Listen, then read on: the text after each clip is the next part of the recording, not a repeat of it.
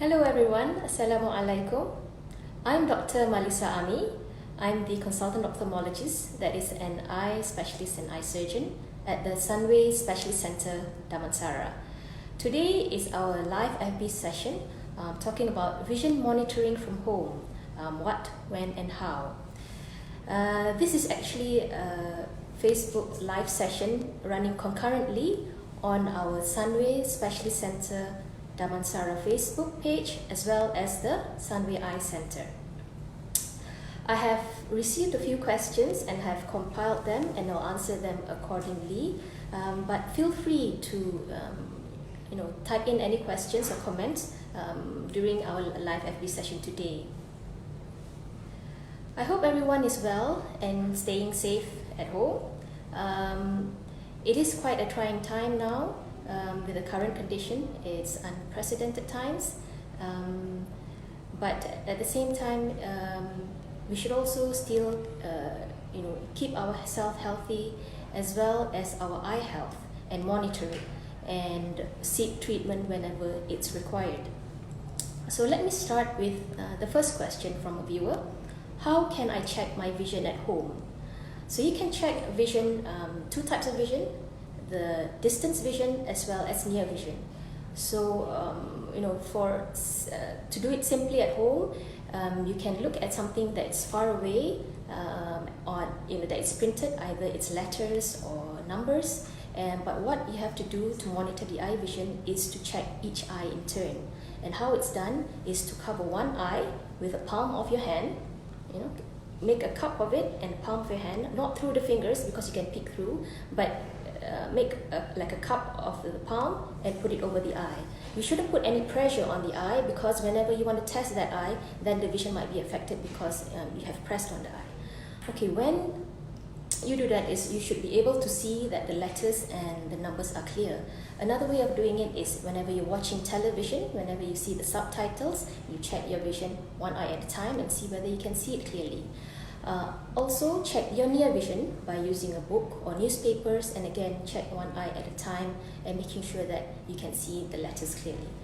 If you want to do it more formally and wanting to know what your vision is, there are a few websites that you can Google to find out how to do your home monitoring. One is by the American Academy of Ophthalmology. They have given like a reduced Snellen chart, like this one. And this has to be placed 3 meters or 10 feet away, and you check your eye in turn. And you should be able to read from the top right until the bottom. So the normal vision is 20/20, okay, which is 6/6. That's normal vision. For those aged 50 years and above, 20/20 and 20/30 is acceptable. For children, they also have charts. This is from the AAO, from the American Academy of Ophthalmology, where this is called the tumbling E's. So you have a chart that you put 3 feet away, and then you have another chart that the child holds. So whenever you point to a letter, then the child will turn it around to see where the direction of the E is. For example, the first one, it's pointing up, the second one, it's pointing down, and that's how you can check the eye vision. There's a question by Yvonne Lee. Is there a way to exercise the eyes? Well, eye exercises, what you can exercise is the accommodative ability of the eye. This is good to make sure that the accommodation muscles, your focusing muscles, can be strengthened. And the way of doing it is looking at something near that is a print, like a small print. For example, a book. When you see a small print, cover one eye, look at the small print at near, and then for about 5 seconds, and then look at a print, a letter, at far. So your eyes will focus at near and then relax and look at something at far and make it sharp. So that is exercising your accommodation, and you can do one eye at a time. Okay, I'll go on to the next question. Okay, we're talking about checking vision at home, and I've explained how to do it. Now, who should do it? Who should be checking their vision at home regularly? Sorry for that. Those who have chronic eye diseases, especially diabetics having diabetic retinopathy, and those with age-related macular degeneration. Because for those who have diabetic and age-related macular degeneration, they can get complications from these diseases that affects the eye. So if it occurs in one eye, most of the time patients don't notice it because they have the other eye which can see clearly. So that is why it's good to monitor the vision by covering one eye at a time. Okay. I work on a computer all day. That's the next question. I work on a computer all day. Can this hurt my eyes? Okay. Now that everybody is working from home and everyone's staying at home, there's a lot of screen time going on. Using the computer screens, the laptops, watching television, and our mobile phones, because everybody's scrolling and wanting to know what's the latest news and developments on COVID-19. So how can this affect the eyes?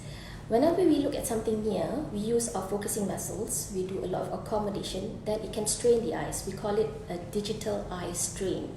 Another term is computer vision syndrome or visual fatigue. So what are the symptoms of digital eye strain? You can get blurred vision, especially looking at near, and whenever you're looking at near, looking at your phone, and suddenly you look far, you notice that you cannot make things clear, it's blurred. So that's an example of your accommodation muscles being fatigued. Other symptoms like dry eyes, burning sensation, headaches, double vision, glare, sensitivity to light, neck pain and back pain, those are all combination of symptoms due to digital eye strain. Why do we get digital eye strain? One, if we have any refractive error, meaning if the eyes have any need for glasses, if they are short-sighted or long-sighted. Secondly, if it is due to dry eyes, because whenever we have increased visual attention, whenever we read or use a computer for a prolonged period of time, we blink less, or the blinking rate is actually half compared to normal. So that leads us to dry eyes. Thirdly is because of poor posture or poor ergonomics. That's when somebody is stooped over or hunched over their laptop and doing their work, and that also leads to your neck pain and back pain. So how to prevent or treat digital eye strain? So one is to correct the refractive error with glasses. Unfortunately now I know opticians and optometrists shops are closed. However, for those who have difficulty reading, especially those who are older, some pharmacists might sell reading glasses that you can buy over the counter, and that may help your vision. Or alternatively, what you could do is enlarge the fonts on your screen. Okay, make the fonts larger, make the things wider, and also make sure that the screen illumination is bright enough, but as well as not too bright, so that it will be too sensitive for the eyes. Treating dry eyes, you can buy over-the-counter eye drops to use it regularly to treat the dry eyes, as well as making sure that you take eye breaks. Okay, use the rule of 20-20-20. This will prevent and help with digital eye strain. So every 20 minutes, look away at something that is 20 feet away, that is 6 meters away for about 20 seconds. And that will relax your focusing muscles and reduce the eye strain. The screen distance is also important. For mobile phones, make sure it's 30 centimeters or more, and for computer screens, 50 centimeters. That will help, for the eyes to relax as well. There is a question from a viewer: where to find the chart, the visual chart? Maybe you missed. I probably spoke too quickly. So these kind of charts. This one I downloaded from the AAO, American Academy of Ophthalmology website. So there are a few websites. You can just Google home vision monitoring or monitoring vision at home. Okay. Let's go to the next question, shall we? My child is using the laptop and iPad more often now, especially with online classes and assignments. Is that harmful? Okay, we've talked about digital eye strain, so children will also still be affected by digital eye strain. But another thing about sustained prolonged near work, they are also at risk of developing myopia, that's short-sightedness. So to prevent or reduce the risk is again taking regular eye breaks, doing the rule of 20-20-20.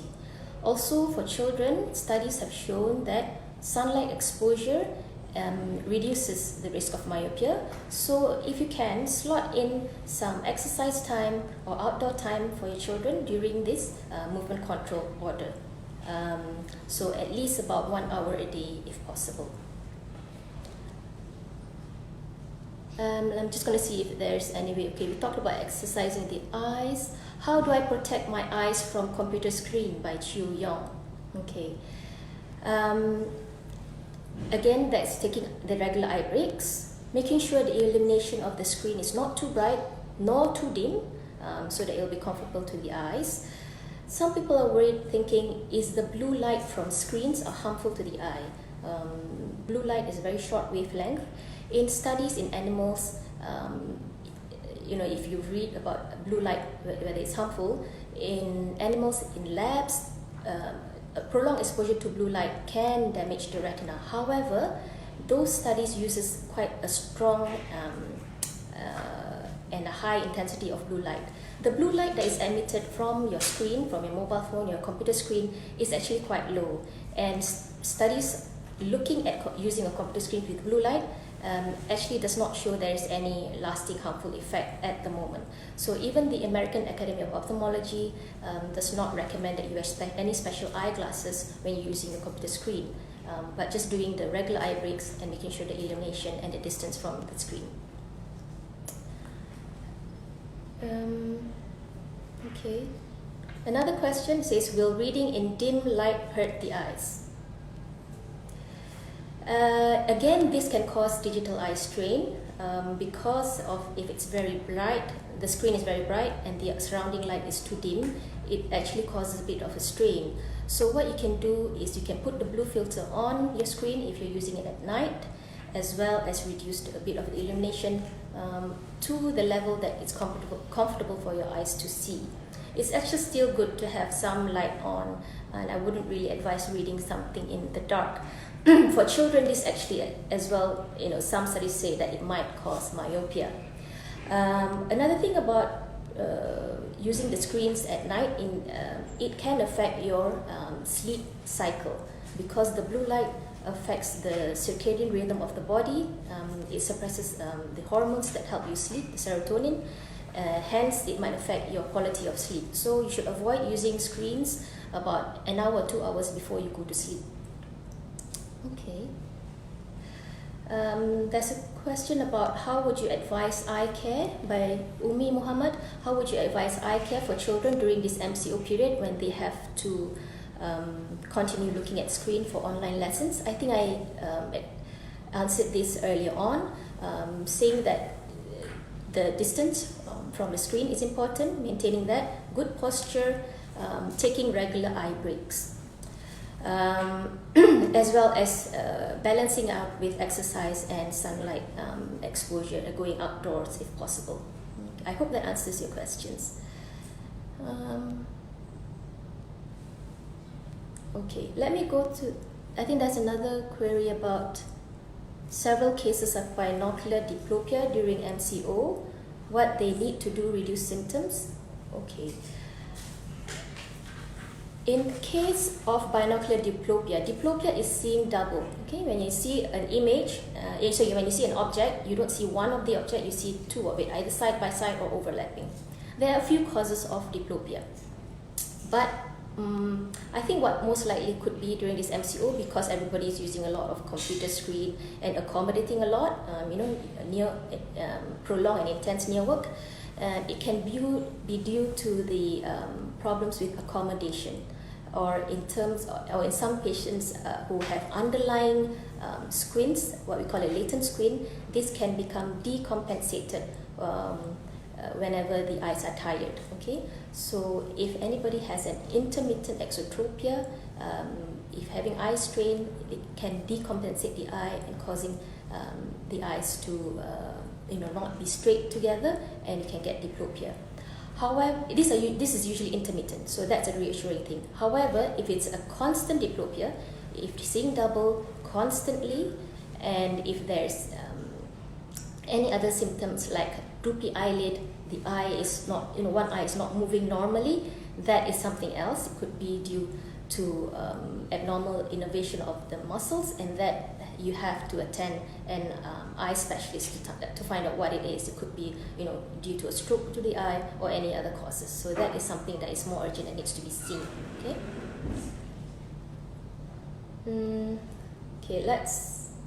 Okay, there's one question that was sent beforehand. I have spots floating around in my eye. Should I be worried? So those are floaters. Okay. So floaters. Okay, let me explain by showing a picture of the eye. Okay, so this is a model of the eye shown in cross section. Okay, this is the front part of the eye, and this is the posterior part of the eye.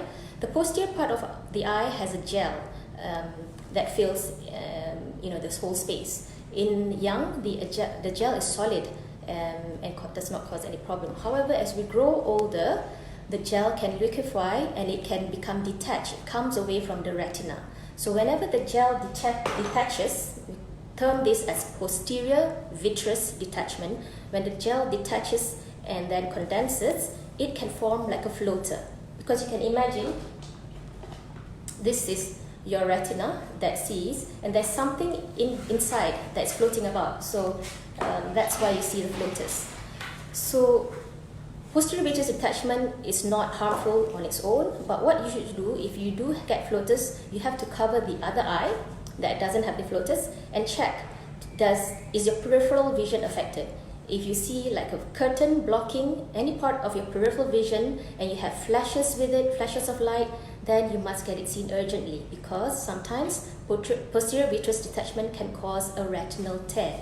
And if this is not detected and treated early, it will cause retinal detachment, and that can cause irreversible visual loss. Okay, there's a question that comes in. I always rub my eyes due to itchiness. Is it because of dryness? What type of eye drop can I use? Please advise. Okay. These symptoms, itchiness and dryness, is usually symptoms of a condition we call blepharitis. Blepharitis is inflammation of the eyelid margin along the lashes, and you get this dandruff-like material at the base of the lashes.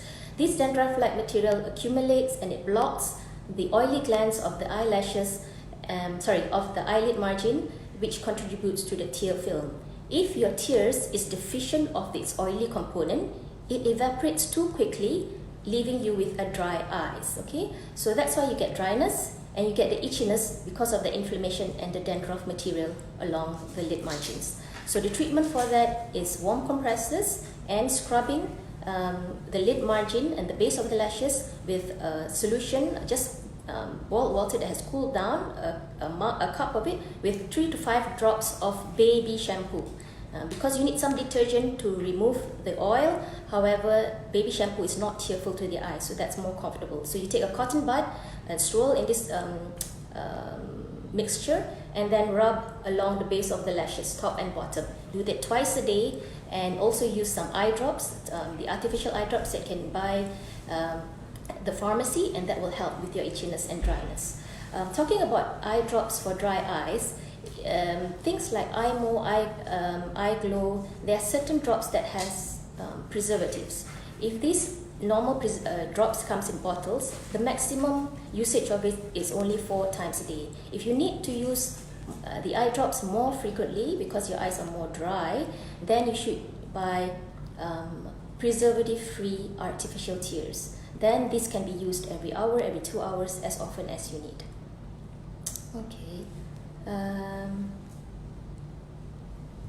We have some questions. Let me see what else is going. Okay, how would I know if my reduced vision needs a doctor's attention now or can wait to be seen after the MCO period? Okay. If it's a sudden onset of reduced vision, okay, a sudden onset, if you cover one eye and it's, you see suddenly dark, that is an urgent cause, need for seeing an eye doctor. Despite being the MCO period, you should still go to the eye clinic. Okay. Another condition that you can probably monitor, those who have macular degeneration, they should monitor their vision forgot to mention earlier, with an Amsler grid. Okay, this is called an Amsler grid. It's a series of boxes with a central black dot. So how to use this? You can look this up online. Okay, Amsler grid. You cover one eye, then the seeing eye should focus on the black dot, and everything you should appreciate that all those lines are straight and there's nothing blocking your vision. If there's something blocking your vision, if the lines are wavy, what we call metamorphopsia, and it's a sudden onset, again, that has to be seen by an eye doctor urgently. Also, if your decreased vision, your sudden loss of vision or decreased vision is associated with a painful eye, a red eye, watering eye, those are also conditions where it's an emergency and you need your eyes checked. I hope that answers that question. Ahmad Afif Shakirin is asking, is it true that we should not use contact lens during COVID-19? I'm not sure where he got that advice from, but as long as you're still continuing your good hygiene, following the instructions of the contact lens wear, no longer than 8 hours a day, making sure that you're very good at keeping the hygiene, cleaning the contact lenses, storing them carefully, then I don't see any problem of using contact lens. However, if you wear contact lenses and you do a lot of computer work, then you are slightly at higher risk of getting dry eyes and digital eye strain. So if you do wear contact lenses and you need to do a lot of computer work, either you top it up, if you have dry eyes, top it up with artificial tears regularly, taking eye breaks, or alternatively you can just use your glasses if you feel that is more comfortable. Okay. What is it? Shu Hui is asking, any vitamins or supplements recommended can be taken to improve or protect our eyes? Currently, there's no set and fast rule saying that you should be taking any supplements. The ophthalmological bodies don't say that you have to take certain things. However, a healthy diet is good for maintaining healthy eyes. So a healthy diet consisting of green leafy vegetables, your colored vegetables like capsicum, peppers, carrots, omega-3 like salmon, eggs, nuts and legumes, all those are very good. Blueberries are good for maintaining the health of the eyes and maintaining the health of the retina. Those who have been diagnosed with age-related macular degeneration, the dry type, the macular degeneration can be slightly protected if they take certain supplements containing zeaxanthin and lutein called eyecaps, and several more others on the market. However, if you have a good, varied diet, well balanced, with all the nutrients that I mentioned before, then that should also be sufficient. Let's see. There's a comment. During this MCO, people tend to look at their phone more regularly compared to before. Will this increase amount of? Can somebody help me? I'm asking one of the staff because I can't see the full comment here. Oh, yeah, somebody already written for me. See, I've got such efficient helpers, assistants. During MCO, people tend to look at their phone more regularly compared to before. Will this increase the amount of refractive error of a person?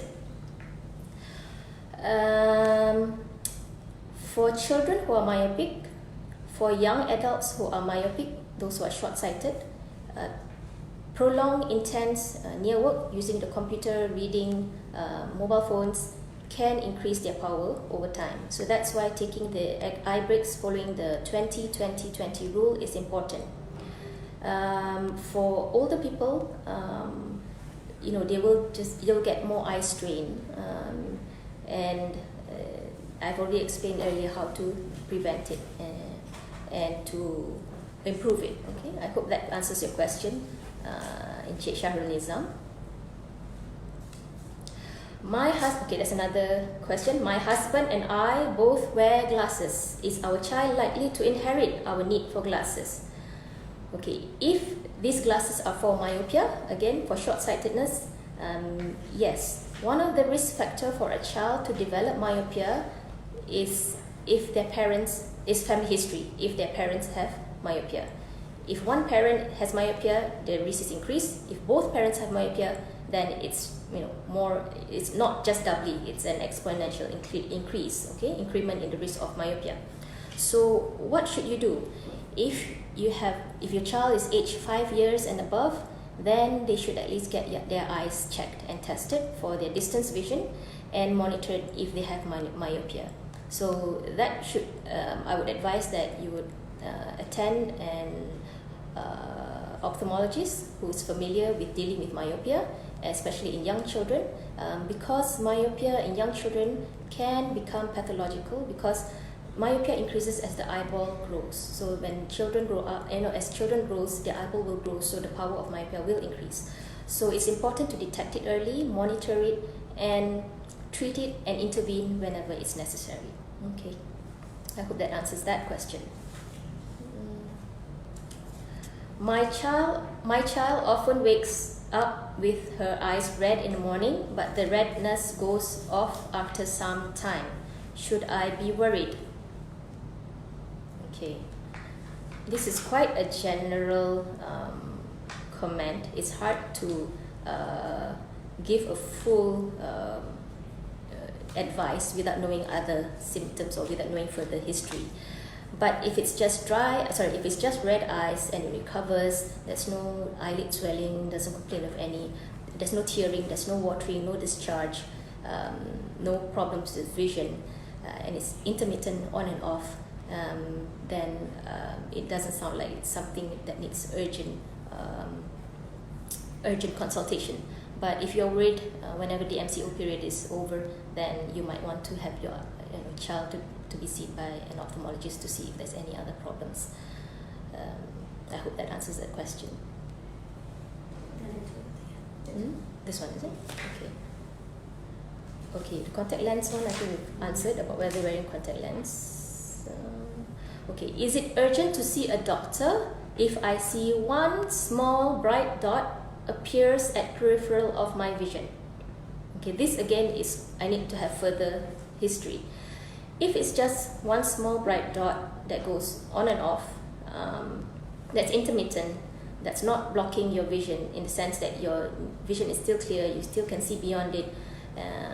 It's not like a curtain or a shadow that is blocking one part of your vision and then it becomes larger and larger over over a few days. Then it could be what we call an entoptic phenomenon. Entoptic phenomenon is whenever the eyes look at something that's a bright background, like a white background or a blue background, and you can actually see, the eyes actually can see the outlines of the white blood cells that moves in the retinal vessels. So that is nothing that's worrying. However, like I said, if you see a bright dot or something that's blocking the vision and it's there permanently, then yes, you should get it seen. Okay.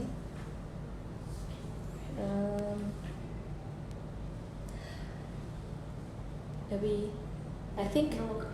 Yeah, it looks like I have answered all of the questions and comments that come up, I hope. So as I think our time is also up, I will end it here in the sense that I will not be taking any more questions. However, if you have any queries, you can always comment on this on Sunway Specialist Eye Center Facebook and message, and we can hopefully try to get back to you and answer you in due course. So what would be my take-home message today? One is to seek urgent ophthalmology consult to see your eye doctor if you develop a red painful eye, tearing that doesn't go away, okay? Or if there is sudden drop in vision, again that is persistent, that doesn't go away, then you should seek you should go to the nearest eye clinic and get the eyes checked. And you can. Another thing is, if you have a chronic condition that requires eye medications such as glaucoma, please do continue using your eye drops, because these are medications to prevent you from developing complications or progression or worsening of your eye condition. So if you are running out of eye drops, please get the prescription from your eye doctor and continue using the eye drops at home. Okay. So finally, during this MCO period, stay home, stay safe, keep your social distancing, maintain good personal hygiene, wash your hands, and keep yourself healthy. Not your eye health as well as your whole body health. Okay. Hopefully, I'll see you next time. Thank you. Bye bye.